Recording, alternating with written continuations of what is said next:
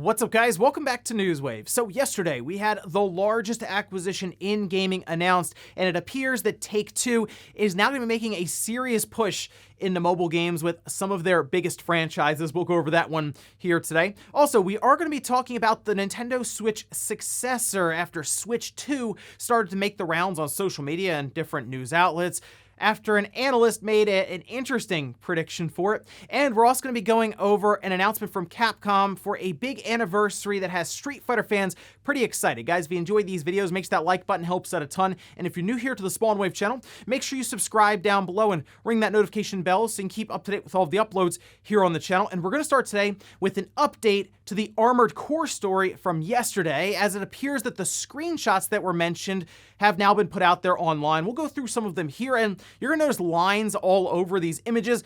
Apparently, that's the watermark itself being photoshopped out, blurred, all of this.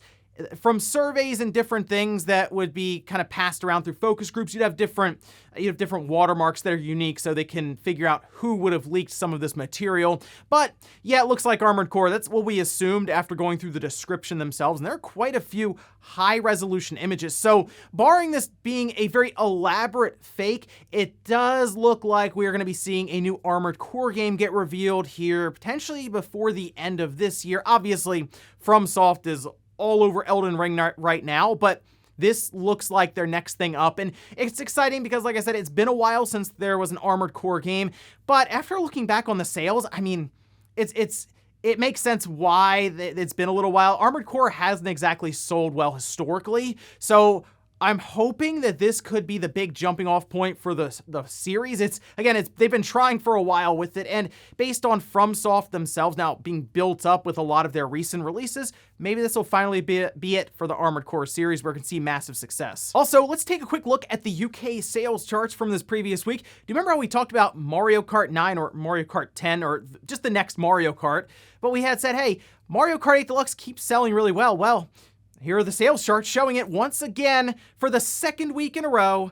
Mario Kart 8 Deluxe is #1 on the UK sales charts. We have FIFA 22 at 2, then Animal Crossing, Minecraft on the Switch, Call of Duty Vanguard, Ring Fit Adventure, Marvel's Spider-Man Miles Morales, Pokemon Brilliant Diamond, Just Dance 2022, and Grand Theft Auto 5. That's right. Animal Crossing, Pokemon, Call of Duty. You think of the very popular franchises out there. Nope. Mario Kart 8 Deluxe is #1. So once again, if you're Nintendo, what's the rush to get to the next Mario Kart when Mario Kart 8 Deluxe is selling better than brand new releases from the past couple of months? Oh, and for anyone who did get a PS5 over the holidays or is looking to expand their storage, I noticed there are several NVMe drives that are on sale that are just compatible with the PS5 and the speeds that it needs. For example, you can see this one here. This is from Sabrent, and this is the one that has that little heatsink cover for the PS5. So this is designed specifically for that system. And you can see it's marked down to $180 for a 1 terabyte Rocket 4 Plus NVMe 4.0, and that once again comes with the heatsink that replaces that kind of that metal cover. And that may be the route for people to go. Then you don't have to worry about attaching a heatsink or spending more money on one that comes pre-attached to it. So just wanted to bring this up for anyone out there who is looking to upgrade or add storage to their PS5. I haven't had any issues with my Samsung drive so far, and I've been installing a lot to it. It did help out quite a bit as I've gone along. Obviously, you can just delete the stuff on your PS5 and then re-download it, but for people who are jumping between several different games, or maybe is really into all the different multiplayer games, you don't want to just uninstall a Destiny that can be like 100 gigabytes or a Call of Duty. I understand why you'd upgrade. Just wanted to point this out since it's actually at the lowest price I've seen so far. And guys, with some of the quick news out of the way, let's get into the bigger stuff. Let's start right away with the Nintendo Switch 2, or the Switch successor. And we've talked a lot about the Switch Pro over the last several years, since it seems like every year there are rumors around the Switch Pro releasing later on, and then instead we'll get like a Switch Lite or the Switch OLED, or I'm sure we'll be talking about some sort of Switch Pro this holiday as well, and then it'll just end up being a Switch Lite with an OLED screen. But we do have to get to a point where eventually we expect Nintendo to do something with the Switch when it comes to a successor. Like when you get to 6, 7 years with a console, you start to wonder, okay, what's next for Nintendo and their platform overall? That they don't have a handheld and a console anymore, it's just all in one. Well, we are starting to see analysts make their predictions, of course, for the beginning of the year. We went over Mario Kart 9 yesterday from Cirque and Toto. Well, it looks like another analyst in that same report did talk about the next Switch. We can see this from gamesindustry.biz for Pierre's Harding Rolls. That's over at Ampere Analysis. They go over last year's predictions, and he's actually on with quite a few things here, but when you go down to 2022 predictions, he has the prediction of consoles will be flat and there will be no Switch Pro. He says, I'm currently expecting the console market year-on-year performance to be quite flat in 2022 as Switch sales decline and we come off what has been an amazing couple of years for console gaming. Even so, Nintendo Switch family devices will once again be the best-selling consoles in 2022 at around 21 million sold to consumers, aided by the release of Switch OLED.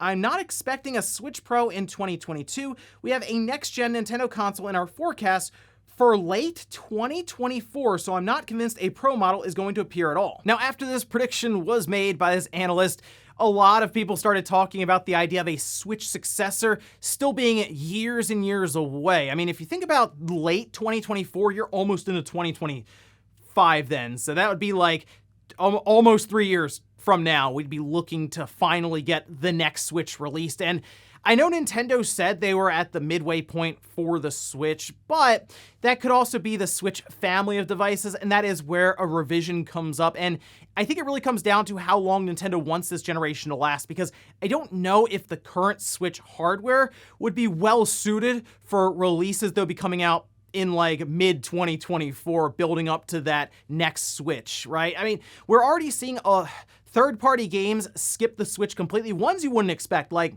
we see the Switch have a massive hold on the market in Japan, so you'd figure games like Tales of Arise would be on the Switch, but it's not, and it's even made on Unreal Engine 4, so you eventually get to step back and wonder what is going on here. Is it the space constraints with the cartridges? Is it just the hardware that may not be suitable for what these developers and publishers are trying to push, or is it just someone like Bandai Namco who fell behind in the beginning and has not been able to catch up at all with some of their titles like Scarlet Nexus or Tales of Arise? And then you think about how many revisions Nintendo does with their handhelds, not necessarily consoles, but they do a lot. I mean, the DS went through several iterations and some of them bumping up the power for the chips that they had in the system. So I do think that if Nintendo wants to extend this to something like late 2024, nearly 2025, they would probably do some sort of revision to get them just over the finish line. And to be honest, that might be the way that they end up having the best-selling system of all time, is if they have a way to get to nearly 2025. Otherwise, I kind of think that by next year, we'll start to hear rumblings of the next generation Switch, and I don't necessarily believe that Nintendo has to launch in a holiday season for a new platform. I mean, look, the Switch came out early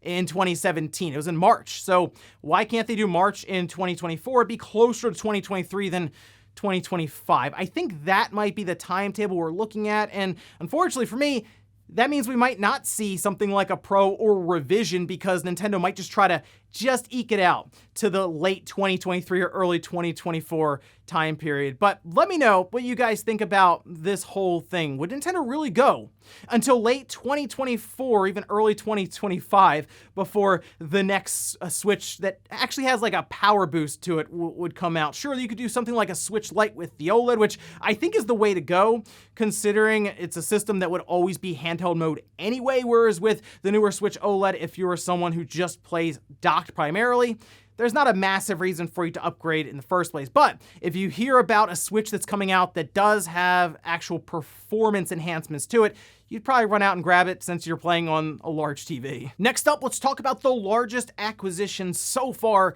in gaming, one that came in at $12.7 billion. Now that is mixed cash and stock and all that, there's a lot of fine print here, but it does come down to a number of $12.7 billion. And that is Take-Two acquiring Zynga. Now, think about this for a minute. Microsoft bought ZeniMax and Bethesda for, I think it was just over $8 billion when it was all said and done. This was worth $12.7 billion. Yeah, that's quite the jump. And you would look at Zynga and not necessarily expect it to be that much more valuable than ZeniMax and Bethesda, if at all. But that's a thing now, and it appears that Take-Two is making a serious push towards mobile games. As I've said before, mobile games, extremely lucrative, and this deal just completely proves that. But let's head over here to VGC. They say, we are thrilled to announce our transformative transaction with Zynga, which significantly diversifies our business and establishes our leadership position in mobile, the fastest growing segment of the interactive entertainment industry. This from Strauss Zelnick, going on to say, this strategic combination brings together our best-in-class console and PC franchises with a market-leading, diversified mobile publishing platform that has a rich history of innovation and creativity. Zynga also has a highly talented and deeply experienced team, and we look forward to welcoming them into the Take-Two family in the coming months. Now, to point out some of the mobile games that Take-Two currently has, they have Dragon City, Monster Legends, Top 11, Two Dots, and WWE Supercards. But it looks like they have plans for much, much more. If we head over to IGN, they point out one, I'll say, dormant franchise was mentioned in the investor call, where they say, our labels are home to some of the most iconic brands in the world, including Grand Theft Auto, Red Dead Redemption, Midnight Club, NBA 2K, BioShock, Borderlands, Sid Meier's Civilization, Mafia, and Kerbal Space Program. Great, they remember that they have Midnight Club just in time for the mobile partnership. Go figure, right? I mean, we haven't had Midnight Club since, was that 2008, 2009? That was a Midnight Club LA. It's been a long time. That was a big deal when that popped back up on the backwards compatible I for Xbox, and you could buy it in the store, because that game is still really good. Sure, it's using older cars and everything from that time, but I really enjoy the gameplay itself. Show you a dot on the map, and you just get there as fast as you can versus a bunch of other people. And of course, the tuning and the visuals at the time were awesome.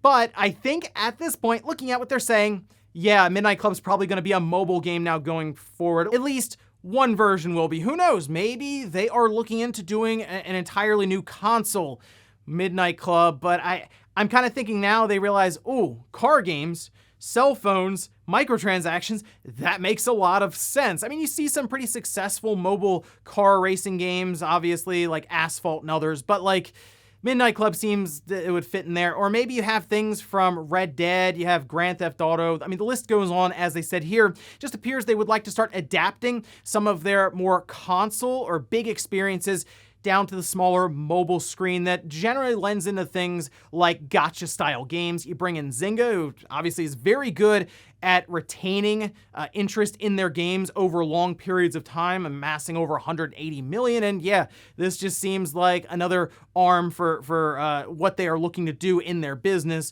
with mobile games. And they say they're not necessarily done just yet when it comes to acquisitions. So 12.7 billion in, and they're looking for more. I mean, who'd have thought the biggest transaction in-game so far, this acquisition, 12.7 billion, and it was Take-Two acquiring Zynga. Next up, let's talk about a big anniversary that has been announced. We can see this over on Twitter from Capcom saying, here comes a new anniversary. Cheers to 35 years of epic fights, fireballs, and iconic rivalries. Street Fighter's 35th anniversary. So obviously Street Fighter fans are very excited, because we know through that big data breach that happened and all the Capcom stuff that got leaked out, that Street Fighter 6 is happening at some point. I mean, remember we saw that? They listed all the different platforms, which included the Xbox.